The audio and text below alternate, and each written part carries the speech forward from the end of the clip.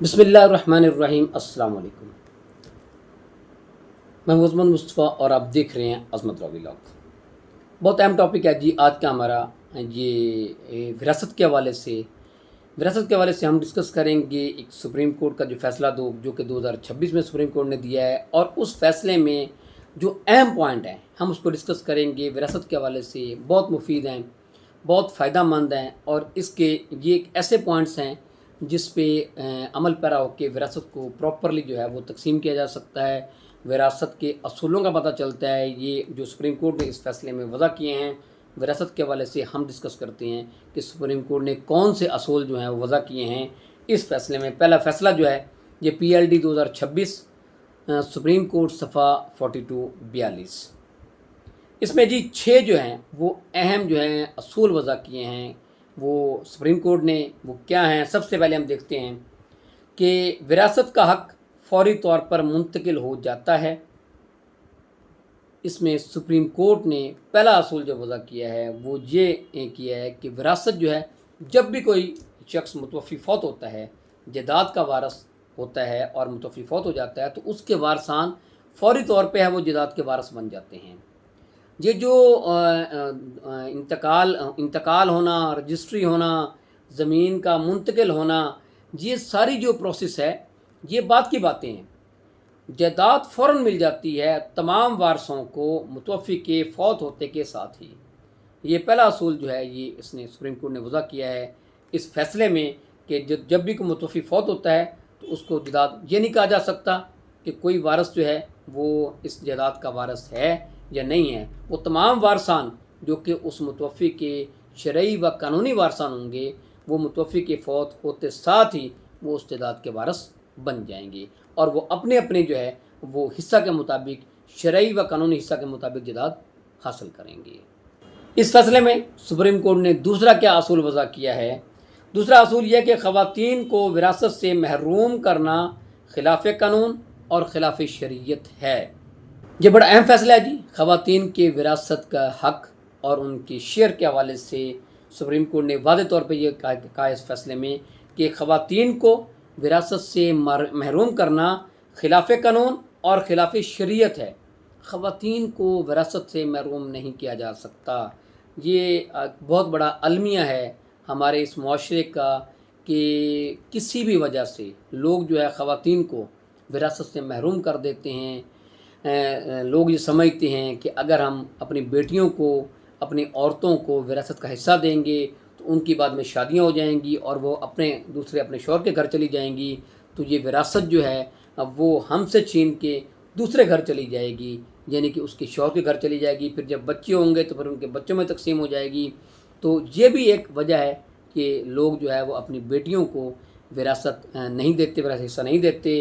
तो ये गलत है। सुप्रीम कोर्ट ने वाज़ेह तौर पे इसमें कह दिया है इस फैसले में कि बच्चियों को, बेटियों को, बहनों को जो विरासत से महरूम नहीं किया जा सकता। ये खिलाफ कानून भी है और खिलाफ शरीयत भी है। नंबर 3 पे जी कि हिबा गिफ्ट साबित करने का सख्त बोझ मुद्दा अलय पे होता है।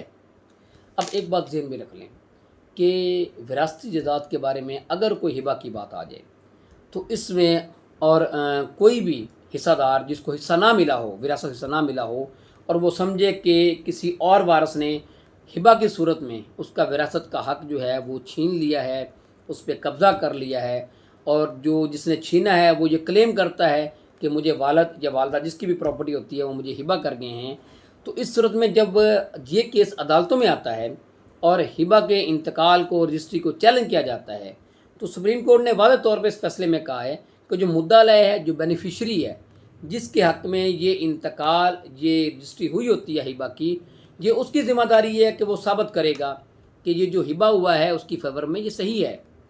जिसने चैलेंज किया है वो साबित करने की उसकी ज़िम्मेदारी नहीं है कि ये गलत हुआ है। जिसके हक़ में हुआ है, जो बेनिफिशरी है, वो साबित करेगा कि ये सही हुआ है। अब सुप्रीम कोर्ट ने इस फैसले में ये भी जो है वो कहा है, यानी कि अगर कोई भी शख्स किसी हिबा को चैलेंज करता है जो कि विरासती प्रॉपर्टी हो, तो ये साबित करना जो है कि हिबा दुरुस्त है, ये मुद्दा है जिसके खिलाफ दावा होता है, जिसने अपने हक़ में हिबा करवाया होता है, ये उसकी ज़िम्मेदारी है। वो ये साबित करेगा कि हिबा दुरुस्त हुआ था। अगर वो साबित کرے گا تو پھر تو ہبہ مانا جائے گا، اگر وہ درست ثابت نہیں کرتا تو ہبہ یہ کینسل ہو جائے گا۔ لہذا سپریم کورٹ نے اپنے اس فیصلے میں یہ بھی قرار دیا ہے کہ گفٹ کو ثابت کرنے کی ذمہ داری جو ہے وہ مدعا علیہ کی ہے، جس کے خلاف یہ دعویٰ ہوا ہوگا، جو کہ بینیفیشری ہوگا۔ چوتھے نمبر پہ کیا اصول ہے جی؟ چوتھے نمبر پہ ہے جی غیر ثابت شدہ اقرار نامہ قابل اعتماد نہیں۔ اب یہاں پہ اقرار نامے کی بات ہو رہی ہے۔ اب اس فیصلے میں اقرار نامے کے بارے میں بھی کہا گیا ہے کہ غیر ثابت شدہ اقرار نامہ، دیکھیں جی اقرار نامہ جب بھی لکھا جاتا ہے اس میں گواہان ہوتے ہیں، اور ایک بات ذہن میں رکھا کریں کہ اقرار نامہ لوگ نارملی روٹین میں اقرار نامے کرتے ہیں جائیداد کے حوالے سے، اقرار نامے کو پراپرلی لکھا کریں، پارٹیز جو ہے وہ صحیح لکھا کریں، ان کے ایڈریس صحیح لکھا کریں، جائیداد کی ڈسکرپشن جو ہے وہ صحیح لکھا کریں، جو ٹرمز اینڈ کنڈیشن ہے اس اقرار نامے کی وہ صحیح لکھا کریں، اگر اس میں اس اقرار نامہ کے تحت اگر کوئی پراپرٹی کا بیانہ دیا گیا ہے تو اس کو پراپرلی لکھا کریں، اور جو مکمل رقم جو ہونی ہے، یہ اقرار نامہ یہ معاہدہ کب مکمل ہونا ہے، کب جو ہے پراپرٹی کی رجسٹری یا انتقال ہونا ہے، وہ ڈیٹس بھی اسپیسیفک مینشن کیا کریں۔ اگر آپ نے کوئی پیسے دیے ہیں تو اس کا موڈ آف پیمنٹ بھی لکھا کریں کہ آپ نے نقد دیے ہیں تو ان گواہان کے سامنے دیے ہیں، اگر بینک ٹرانزیکشن کے تھرو دیے ہیں یا جس طرح بھی آپ نے پیسے دیے ہیں تو اس کو بھی لکھا۔ اقرار نامے کو مکمل طور پہ وہ لکھا جانا چاہیے۔ اکثر اقرار نامے یہ خامیاں ہوتی ہیں جس وجہ سے اقرار نامہ جو ہے حالانکہ صحیح ہوا ہوتا ہے، لوگوں نے پیسے بھی دیے ہوتے ہیں، لیکن ان خامیوں کی وجہ سے وہ اس اقرار نامے کو ثابت نہیں کر پاتے عدالتوں میں۔ اس لیے سپریم کورٹ نے کیا کہا ہے جی کہ غیر ثابت شدہ وہ اس لیے کہ اس میں خامی رہ جاتی ہے تو وہ ثابت نہیں ہو سکتا۔ غیر ثابت شدہ اقرار نامہ قابل اعتماد نہیں۔ سپریم کورٹ نے کیا دیا ہے کہ جو اقرار نامہ ثابت نہ ہو سکے وہ قابل اعتماد نہیں ہے۔ اس لیے اقرار نامہ کو ذرا غور سے لکھا کریں اور اس کو پراپرلی صحیح طور پہ لکھا کریں تاکہ وہ صحیح طور پہ ثابت ہو سکے۔ نمبر 5 بھی ہے جی ایک وارث کا قبضہ تمام ورثاء کے فائدے کے لیے تصور ہوگا۔ اب یہ بڑی اہم بات ہے کہ اس سے مراد یہ ہے کہ ایک وارث کا قبضہ تمام وارثان کا قبضہ تصور ہوگا۔ اگر کوئی پراپرٹی جو کہ وراثتی پراپرٹی ہے اور اس پہ کوئی ایک جو ہے وارث قابض ہے تو وہ وارث یہ نہیں کہہ سکتا کیونکہ قبضہ میرا ہے اور کافی عرصے سے قبضہ میرا ہے تو دوسرے وارثان وارث ہی نہیں ہیں، حصہ داری نہیں ہے، وہ یہ نہیں کہہ سکتا۔ ایک وارث جو ہے وہ تمام جو ہے اس سے جو ہوگا تصور یہ کیا جائے گا کہ تمام جو وارثان جو ہیں وہ قابض ہیں، اور اگر کوئی ایک وارث بھی قابض ہوگا تو وہ وارث جو ہے وہ کسی بھی دوسرے وارث کو اس وجہ سے وراثت سے محروم نہیں کر سکتا کہ وہ یہ نہیں کہہ سکتا کہ جی میں قبضہ میرا تھا، اتنے عرصے سے میں ہی قابض ہوں، لہذا دوسرے وارثان جو ہے وہ حصہ حاصل نہیں کر سکتے، وہ ایسی بات نہیں کر سکتا۔ اس لیے سپریم کورٹ نے یہ اصول وضع کیا ہے کہ ایک وارث کا قبضہ تمام ورثاء کے فائدے کے لیے تصور ہوگا، میننگ دیئر بائی کہ ایک وارث کا قبضہ تمام وارثان کا قبضہ تصور کیا جائے گا۔ چھٹا اور آخری اصول کیا وضع کیا ہے جی اس فیصلے میں جو کہ سپریم کورٹ نے 2026 میں دیا ہے، تاخیر سے دعویٰ کرنے سے وراثتی حق ختم نہیں ہوتا۔ یہ بہت اہم بات ہے۔ وراثتی حق لوگ نہیں مانگتے، کیوں نہیں مانگتے؟ اس لیے روٹین میں نہیں مانگتے کہ اگر کوئی وراثتی پراپرٹی بھائیوں کے پاس ہے تو بہنیں نہیں مانگتی کہ بھائیوں کے پاس ہی ہے وہ دے دیں گے، اگر وہ مانگتی ہیں تو بھائی کہتے ہیں کہ اچھا جی دے دیں گے۔ کافی دفعہ ہمارے سننے میں آیا ہے اور اسی بارے میں لٹیگیشن بھی ہوئی ہے کہ بہنیں کہتے ہیں جی ہم نے بھائیوں سے کافی دفعہ مانگا ہے، وہ کہتے ہیں جی آج دے دیں گے، کل دے دیں گے، آپ کے نام کروا دیتے ہیں، اب یہ ایشو ہے، اب یہ ایشو ہے، کوئی نہ کوئی بہانہ بنا کے اس کو لنگر آن کر لیتے ہیں۔ اس سے یہ رائٹ ختم نہیں ہو جاتا۔ اگر یہ نہ بھی مانگے، فرض کریں یہ تو میں مانگنے کی بات کر رہا ہوں نا، اگر بہنیں نہیں بھی مانگتی، کوئی دوسرے بھائی نہیں بھی مانگتے ہیں، کوئی ایک بھائی جو ہے وہ قابض ہے، اس کے پاس وراثتی جائیداد ہے، دوسرے حصہ دار نہیں مانگتے، وہ بہن ہوں یا بھائی ہوں وہ نہیں مانگتے، اور اس سے یہ ہرگز مطلب یہ نہیں ہے کہ جنہوں نے نہیں مانگا وہ وارث ہی نہیں ہیں، حصہ دار ہی نہیں ہیں، ان کو حصہ ملے گا ہی نہیں۔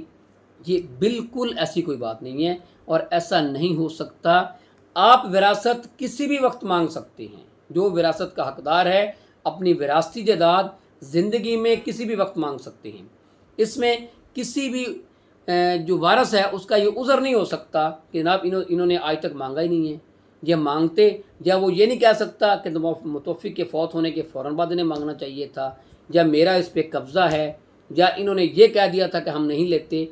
ایسی کوئی بھی دلیل جو ہے، ایسی کوئی بھی بات جو ہے وراثت کے حق میں وراثت سے محرومی کے حوالے سے نہیں مانی جائے گی، اور جو وارث ہوگا اس کو حصہ جو ہے وہ ملے گا، خواہ وہ کسی بھی زندگی میں کسی بھی وقت جو ہے وہ حصہ اپنا مانگے اس کو حصہ ملے گا۔